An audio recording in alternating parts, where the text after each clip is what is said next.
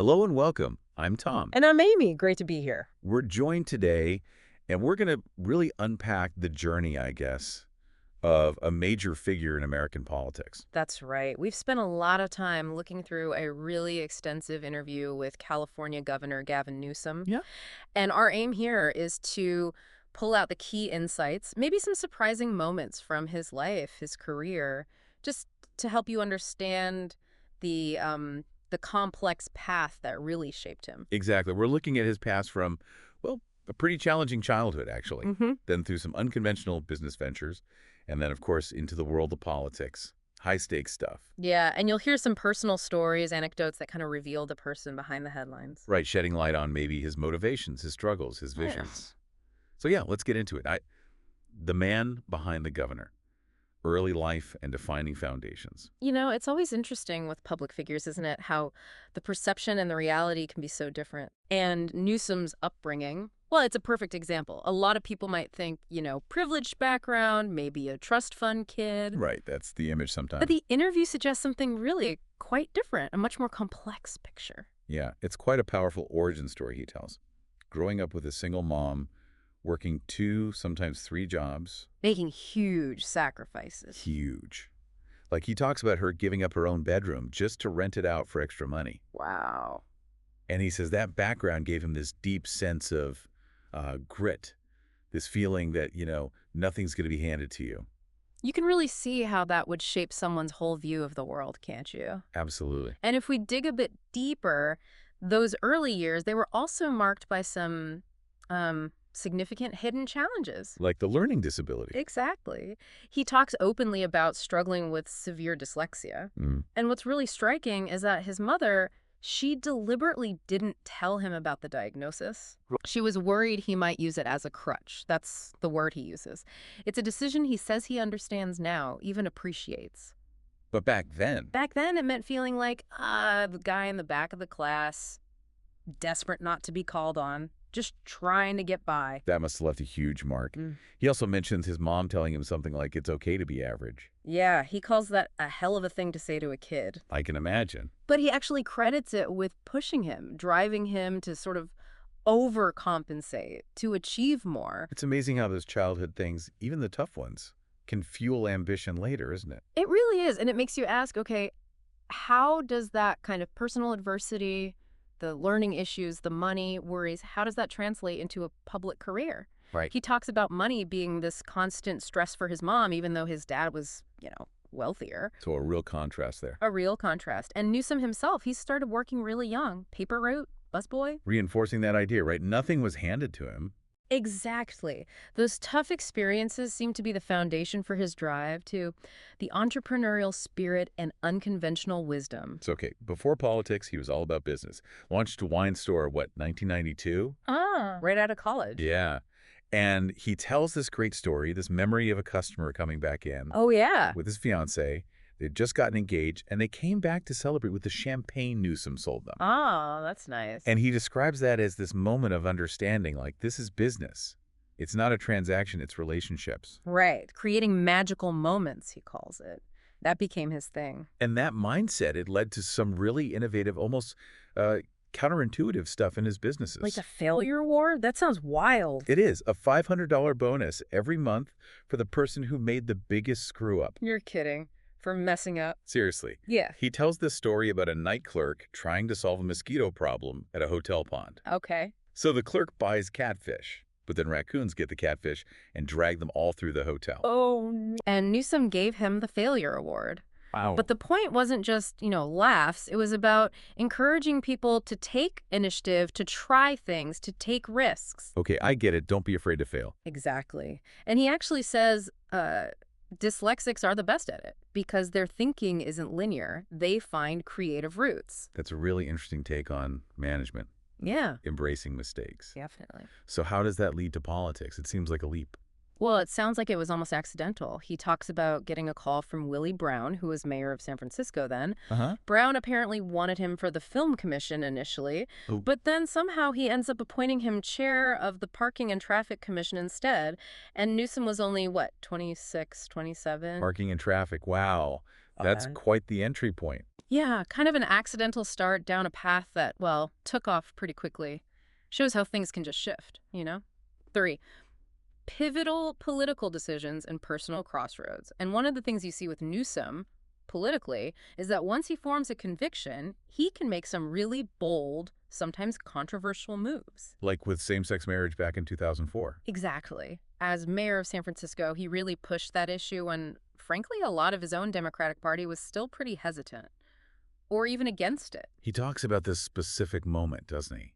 Like an aha moment. Yeah, watching George W. Bush's State of the Union, Bush called for a constitutional amendment to ban same-sex marriage. Right. And then right after, he apparently overheard a couple talking negatively about the homosexual agenda. And that just flipped a switch for him. Seems like it. Spurred him into action. He decided right then to open City Hall at 8 a.m. the next morning and start marrying same-sex couples. Including Phyllis Lyon and Del Martin, the activist. That's right. It was a direct challenge to the law at the time, and it kicked off what people called the Winter of Love. Over 4,000 couples came to San Francisco. That really changed the conversation nationally. Hugely. But that very public stand, it happened during a time of intense personal difficulty for him. Right. His mother was ill then. Yeah, battling breast cancer. And she was such a huge influence on him. Interestingly, she apparently never wanted him to go into politics. Why was that? She linked it to his father's political setbacks, maybe even their divorce, just saw it as a difficult path. And then, well, the interview gets very personal here. Extremely. He talks about her leaving him a voicemail, telling him about her decision for assisted suicide. Oh, wow. That's heavy. And he was there with her for her last breath. He remembers her last words were, "Don't forget me." God. And that led him and his sister to start a cancer research foundation in her name. That's powerful. You can hear the longing when he wishes she could have met his kids. He mentions that moment at his swearing-in as governor when his son ran up and he gave the speech holding him, just wishing she could see that. It really shows how intertwined the personal and the public are for these figures. Absolutely. And that period, his early political career, it wasn't just personal tragedy, there were public struggles, too. Yeah, he acknowledges that. Calls it a time of human imperfection. A young man in a hurry, dealing with a public divorce, drinking too much, an affair. He mentions a friend, Mimi Silver, basically telling him to pull himself together. Yeah, start acting like the mayor. He credits that blunt advice with pushing him towards some deep self-reflection and, well, growth. 4, the crisis of men and the shifting political landscape. Okay, let's shift gears a bit. He talks quite a bit about what he sees as a crisis facing boys and men. Calls it Code Red. Yeah, he points to some alarming stats. Suicide rates, deaths of despair, guys falling behind in education. And this isn't a new concern for him, right? His wife's documentary, The Mask You Live In, tackled this way back in 2015. That's right, so it's been on his mind for a while. And what's interesting is his critique of his own party here. The Democrats. Yeah. He feels they've been too timid on this issue, showed a deep lack of empathy, care, any compassion towards men's struggles. Why does he think that is? He suggests it's partly because the focus has been so strongly, maybe almost exclusively, on women's issues, which, are obviously vital, but he thinks it left men feeling overlooked. And you contrast that with the Republicans. He does. He argues that figures like Donald Trump have effectively weaponized this feeling, appealing to young men who feel adrift or are looking for purpose. Which brings up this idea he has about authenticity in politics, the glass box versus the black box. Right. He wants politicians to be more transparent, more unfiltered. He contrasts his approach with Kamala Harris's, suggesting hers is more of a black box. And he's tried to practice that transparency, like with his podcast. Yeah, he even started his own podcast, inviting people from across the spectrum, like Charlie Kirk. Wow, that must have drawn some criticism. Oh, definitely. But he says he did it to understand, what you're doing right, man. Trying to learn, even from opponents. It shows a certain willingness to engage, I suppose. And related to that, he's also critical of what he perceives as his party's disdain for successful entrepreneurs. Interesting, given his own business background. Exactly. He's adamant you cannot be pro-job and anti-business. He thinks you need both. He mentions Elon Musk, doesn't he? Someone he supported for a long time. Yeah, he notes he was a longtime supporter, but observes, let's say, a change in Musk's public character recently. Yeah. Just highlighting the complexities there. V. Trump, democracy, and the path forward. Okay, so let's talk about his views on the bigger picture. The state of democracy in the U.S. He sounds genuinely worried. He does. He says America is struggling with our identity, and he feels figures like Trump have sort of given people permission. To shove again, I think he says. Not appealing to our better selves. Right. And he frames his own motivation, his why, as standing up against injustice. He says he really dislikes bullies, people who demean and scapegoat others. And he has a pretty unique perspective on Trump, having spent more time with him than most Democratic governors. That's a key point. He describes Trump now as having no limits, showing megalomania. What kinds of actions does he point to? Things like trying to eliminate oversight, going after political opponents, really pushing the boundaries of the rule of law. He even mentions getting Trump 2028 hats sent to him. Yeah, by Trump's inner circle. He sees that as clear evidence they're playing a long game, planning beyond just one term. He calls it a dangerous game. A dangerous game and a very exhausting show for the country. His concern for democracy seems really deep. Pointing to things like Trump pardoning January 6 folks is just not normal. Exactly. And he also suggests Trump is increasingly focused on monetizing his political influence, a great grift, he calls it, aimed at personal wealth. So, given all that, what does he think the Democrats need to do? Well, he acknowledges the party's struggled with its brand, a toxic brand, sometimes polling really low, like 27%. Ouch. Yeah. So he argues they absolutely need to get on the offense, stop just reacting. Shape the narrative themselves. Right. Embrace an abundance mindset, focus on their accomplishments like historical job creation under Democratic presidents, which most people don't seem to know. Less reacting to culture wars. 6. Hopes, humility, and a sign from beyond. Okay, so bringing it back to more immediate issues, like in California.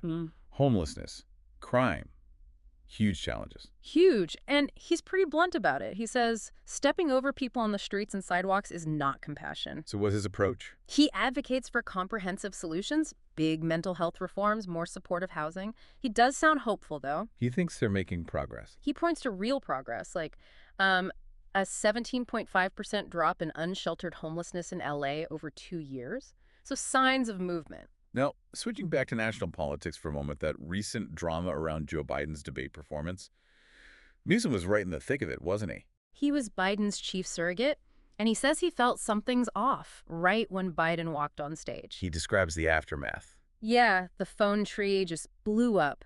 Intense conversations, people needing to know if Biden was okay, and then that quickly turned into pressure for him to step aside. That must have been incredibly intense behind the scenes. Sounds like it. He even admits he was personally angry afterward. Angry? Why? Because despite his loyalty, he didn't get any heads up about Biden potentially withdrawing. And he says that experience really reinforced a key lesson in politics. The coin of the realm is loyalty. It's everything. That's a tough lesson. And connecting that maybe to broader strategy, he brings up something Bill Clinton apparently observed. What's that? Clinton said, the American people always support strong and wrong versus weak and right. Strong and wrong versus weak and right. And Newsom applies that. He suggests Trump, whatever you think of him, exudes strangely strength. While his own party sometimes appears weak. Right, so maybe addressing that perception of strength or lack thereof is crucial for the Democrats moving forward. It's not just about policy points. Fascinating point. So as we sort of wrap up here, we had this question from a previous guest. Have you received a sign from beyond? How did Newsom respond? It was a very personal moment. He identifies as a person of faith, and he shared something that happened after his father passed away. Oh.